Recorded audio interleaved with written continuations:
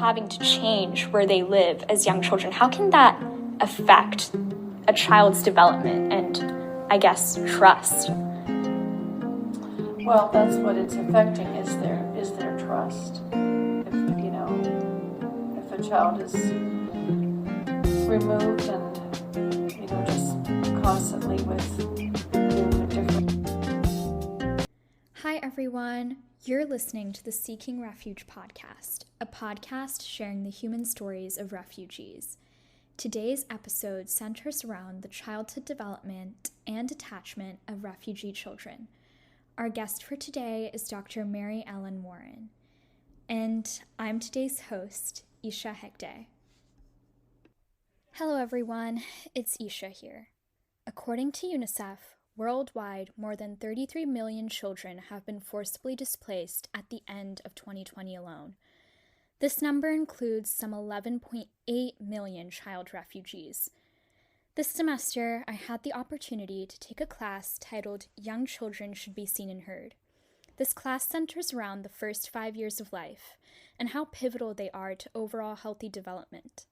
I got to interview my professor for this class, Dr. Mary Ellen Warren, a member of the Department of Psychiatry within our local hospital system, and she focuses on early childhood and infant mental health.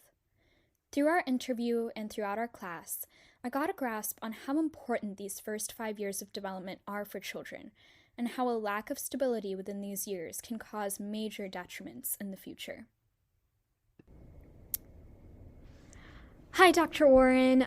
Do you want to introduce yourself to our listeners? Sure. I'm glad to be here. Well, as you know, I'm teaching a course here in the Honors College on infant and early childhood mental health. So that's something that I'm very interested in. I'm a psychologist. I work with young children and their parents, and I've just always been really interested in that age group and trying to help parents with challenges and challenging behavior. So our class really focuses on the first 5 years of development in children. Can you just explain why the first 5 years of development are really crucial and important for children? Sure. Well, as we've talked about in class, it's amazing amount of brain development that's going on during those first 5 years. There's so many important connections being made, and this is not something we can, go back and do later. So there's just, as we talked about, it all starts with relationships, and those really important relationships for young children, and what goes on between a child and their caregivers with that give and take and back and forth is just a crucial foundation for their development and their learning. So if you don't mind me asking, and we've covered this in class, but just for our listeners, in the first 5 years, it is really important for a child to have their parents sort of as a role model, or, and have peers around them that are kind of similar to them, right? Well, having their parent or other caregivers as, their attachment figures, and that, predictable, reliable relationship that they can count on and trust, that is a very critical foundation for them as they then go on and learn and become more independent. And yes, they will then go on to develop relationships with peers, and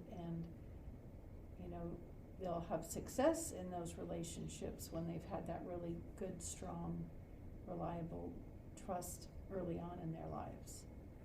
So kind of moving on, a lot of the, people, or our podcast centers around refugees. And so oftentimes we see individuals who are completely separated from their primary culture, or like their majority culture that they've grown up in. So how can this separation from a primary or majority culture affect a child in their early development? Well, it really depends how it's affecting their parents. So, if they're the child is really going to be responding to the atmosphere and the, the stress or whatever that their parents are going through. So if they're separated completely from all of their family, all of their friends, everything that they've known, obviously they're going to benefit from still having their parents and their siblings with them, and as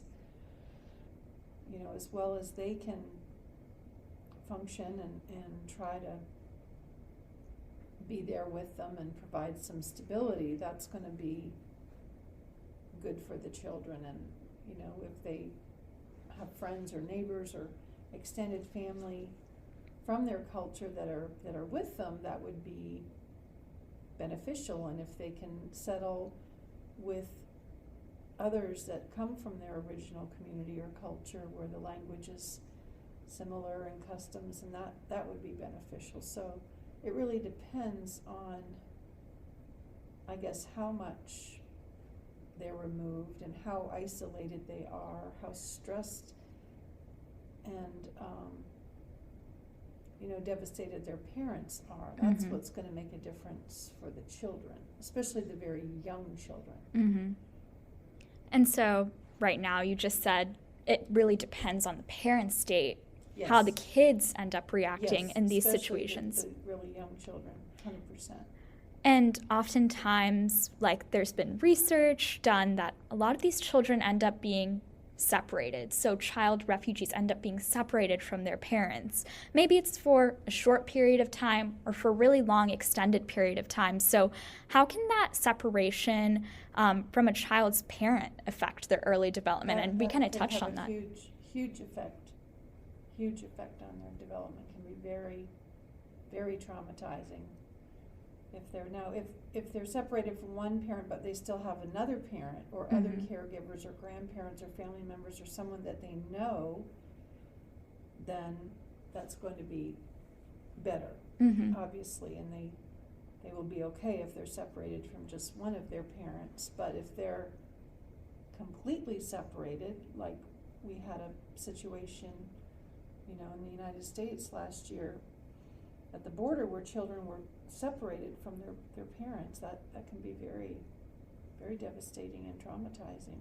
So even if children are separated from their parents, let's say they have kind of like a teacher or another caregiver, is that still going to affect their development negatively, just because that individual may not be as close to them as their parents? Or is that a little bit better than them just being, I guess it is better than them just being all alone, but... Oh, yes. If they can have another very, responsive adult step right in and, help them through that very difficult emotion and be there reliably, consistently for them, and becoming that attachment figure, then that's going to be very helpful.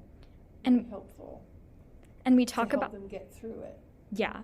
And we talk about this so much in class, but just for our listeners, what do children briefly, really need from their parents or like caregivers within these first 5 years in terms of attention and just, I guess, attention? Well, just like some of the things we talked about in class, just that responsive, nurturing, trusting relationship, just knowing that their parents are there for them and they can rely on them and they can go to them when they need them, and just helping them through those difficult emotions and providing a predictable schedule, obviously all their basic needs, obviously meeting their basic needs, but it's just that close relationship. And why do you think that predictability is so important for young children? Well, they tend to do better with, especially even as they go to a child care or, a preschool, those predictable schedules are always helpful and comforting to children, and definitely help with their behavior when they've just they know what's going to happen, and they know what's going to happen next, and it's always the same. It just helps relieve some of the stress. It improves their behavior, and a lot of us benefit from some routine.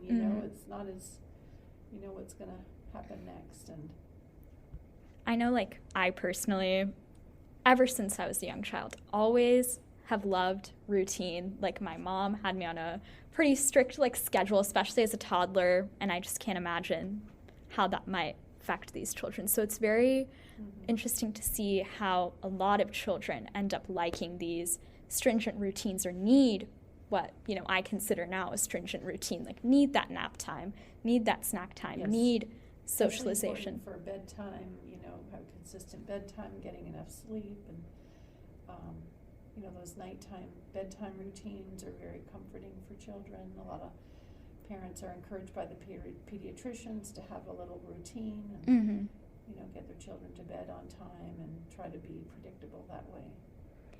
And finally, how can extreme trauma, so I'm extrapolating this to, being from a war-torn country, or kind of this, I guess we see it now in the foster care system as well in a very different light, being pulled out from a home immediately, or, constantly having to change where they live as young children. How can that affect a child's development and, I guess, trust? Well, that's what it's affecting, is their trust.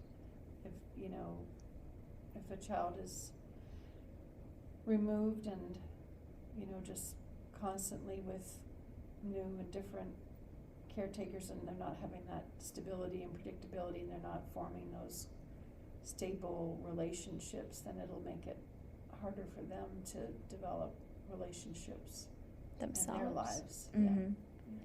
And would you say that they have a very insecure attachment with others and with themselves? Yeah, or they may. Yeah, certainly they might.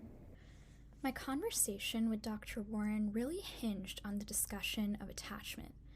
Within our class, we talked about a specific psychologist, John Bowlby, and his attachment theory.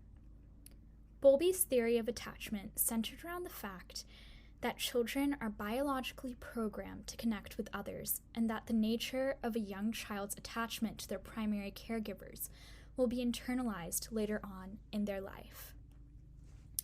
A securely attached child will be able to explore and interact with the world in a mature and healthy way, unlike an insecurely attached child.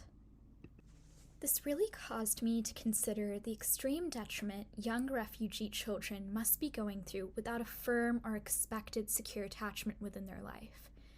Within our class, we touched on how Bowlby determined that even a short-term separation from a parent or caregiver could cause a child to go through 3 stages of anxiety. The first stage is protest. In this stage, the child will probably cry, scream, and get angry when an attachment figure goes away. The child tries to hold on to the attachment figure so that they don't leave. The next stage is despair. Within this stage, the protests of the child begin to fade and seem to be weaker. Even if they still exist, the child is pretty much disinterested. Finally, the third stage of extreme anxiety is detachment. If this separation continues, the child will start interacting with new people. He or she will reject the person on their return and show signs of extreme anger. By going through this extreme anxiety at such a young age, children change how they interact with those around them, even in the future. Studies have shown that children with more secure attachment within their childhood and even later in their life have lower cortisol peaks in response to stress. Cortisol is also known as the stress hormone, and high levels of cortisol within the body can progressively cause many debilitating health effects in the future. Through this podcast episode, I've discovered that oftentimes it is the children, the most vulnerable, who are forgotten in the crossfire. Through this class, alongside the help of Dr. Warren, I found that ensuring children from extremely traumatic situations have at least some form of attachment could really help them not only have a secure present, but also a secure and healthy future. I guess the question still lingers. How do we make sure that refugee children are hitting those developmental milestones? How do we make sure a secure attachment is being endorsed? I'm going to be referencing UNICEF again, and I highly encourage you all to do so as well. Recently, UNICEF released a statement with 6 actions to protect all refugee and migrant children. One of the first calls to action directly parallels what Dr. Warren and I spoke about: identity. UNICEF urges individuals to press for actions on the causes that uproot young people from their homes and include them in mind when facilitating peaceful conflict resolutions. At the end of the day, this first call demonstrates that children are indeed the future, and ensuring their happiness and security now ensures a safer, healthier future for us all. The next call to action centers around ensuring that children stay in school. I found this call to action particularly interesting because while school is important for obvious educational benefits for a child, it can also have latent effects on providing children with a supervisor to watch over them and introducing them to peers, a key aspect of developing proper and secure social relationships. Like Dr. Warren and I talked about, oftentimes, if an immediate family member, such as a parent, isn't available, it's still important for a child to have a responsible adult and responsible peers around them to develop a secure attachment. The next call urges policymakers to keep families together and grant children legal status. Again, this is really the hallmark of today's episode. Children need a family to properly develop in some sense, and I'm so glad UNICEF, a leading organization, is urging others to recognize that as well. The next 3 calls center around ending the detention of refugee and migrant children, combating any discrimination that they may receive and face, and protecting them from exploitation and violence. When reading all of these calls, it's easy to see how important that initial bond a child makes with a caregiver, usually their parent, really truly is. And honestly, any relationship a child makes really is. John Bowlby certainly proved and pushed for an understanding on attachment theory, but now more than ever, we're seeing the severe mental and physical detriments a lack of secure attachment can put a child in.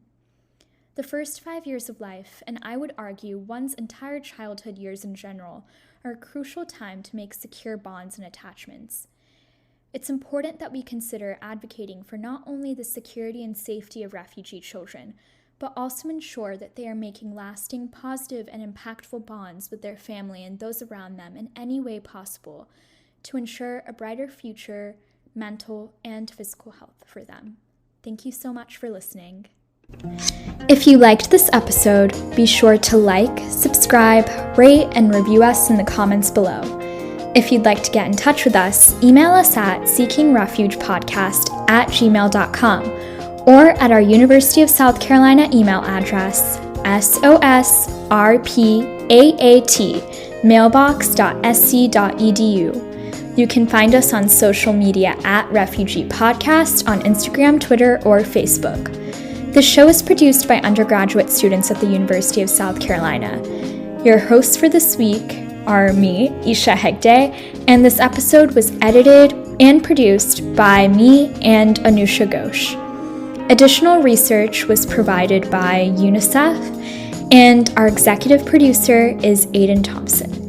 As always, thank you so much for listening, and we'll see you in the next one.